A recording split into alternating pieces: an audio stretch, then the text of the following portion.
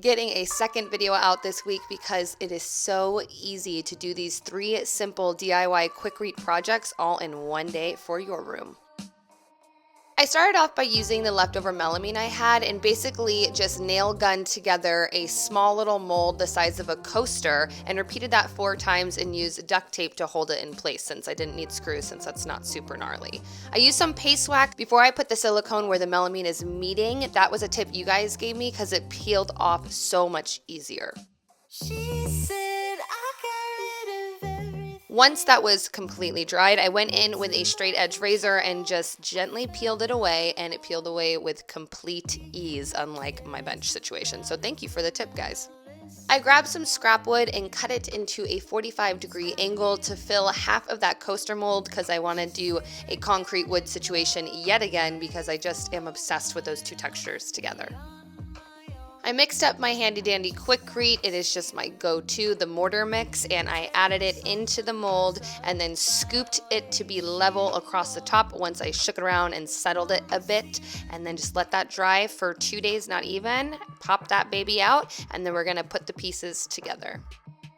If there was any concrete residue left on the wood, I just sanded that off before I stained it, and then I let that sit to dry. Once that piece was all dried and stained, I added some Loctite to secure the 2 pieces together, and then I put little pieces of felt into each corner so this didn't scratch the surface of the table that it is going to be on with the drinks, because voila, now you have coasters. And yes, I'm missing one because I totally accidentally hit one off the table and it broke.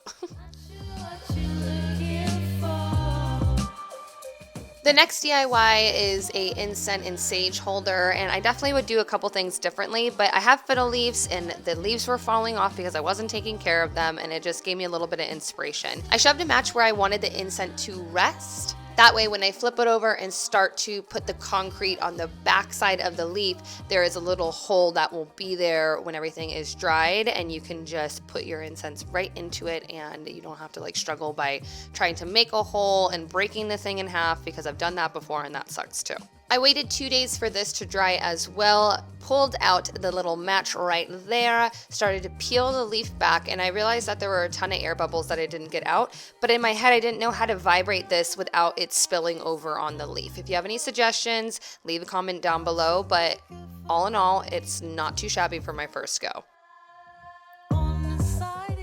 For this next DIY, I lost the footage of me putting the concrete and the candles into the silicone molds, but you want to fill it up to the top, press a tea candle until the concrete is level with the top of the mold, let that dry completely, and then pull those candles out.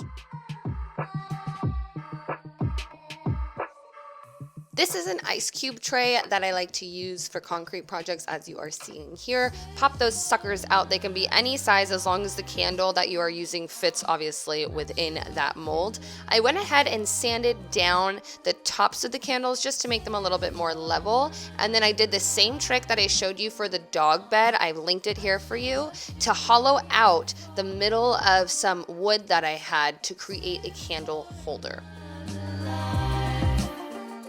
You can make the holder any size that you want. I opted for the width and the length of the 4 candle holders together, so it was nice, tight, and clean. One thing I did not realize when I was making this is that this can be a full centerpiece if you'd like it to be, or you can take the candles out one by one and place them where you want cozy lighting, and I just love that idea of having both options. Thank you so much, Quikrete, for partnering up for the last year and just kind of challenging me with learning to dive into concrete and not be too afraid. I hope that you guys have enjoyed all the projects thus far. We have a couple more coming out, so stay tuned for those if you're liking these concrete projects, but I will catch you Wednesday for another DIY.